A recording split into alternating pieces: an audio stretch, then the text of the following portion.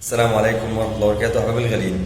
في بعض متعلمي اللغة الإنجليزية بيتريقوا على بعض متعلمي اللغة الإنجليزية.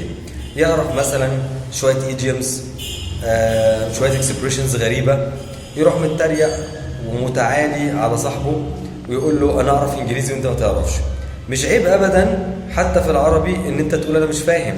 يعني حد يقول لك كلام تقول له لو سمحت what do you mean؟ إيه معنى الكلام أنت بتقوله؟ زي ما في العربي زي ما في الانجليزي بالظبط، محدش يعرف العربي كله ومحدش هيعرف الانجليزي كله.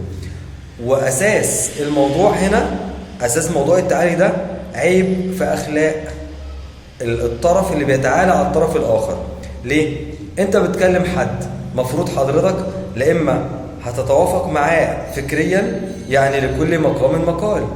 يعني انت في الاخر بتتكلم معاه عشان توصل له رساله، بتوصل له رساله تريقه هيسيبك ويمشي او هيردها لك بالمثل.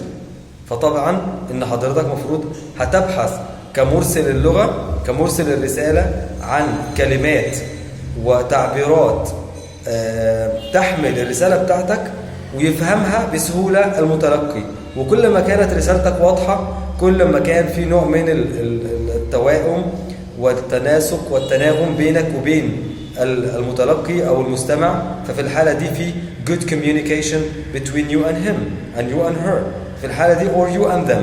في الحالة دي حضرتك مفروض أنت المسؤول عن الرسالة بتاعتك وإزاي توصلها، ومسؤول عن سهولة ويسر الكلمات والتعبيرات اللي بتستخدمها علشان توصل في الآخر الرسالة.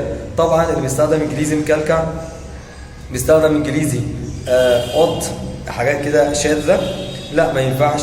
مفروض كل ما كنت بليغ في اللغة كل ما كنت قادر على توصيل الرسالة بأسهل طريقة وبأكثر طريقة فعالة. والسلام عليكم ورحمة الله وبركاته.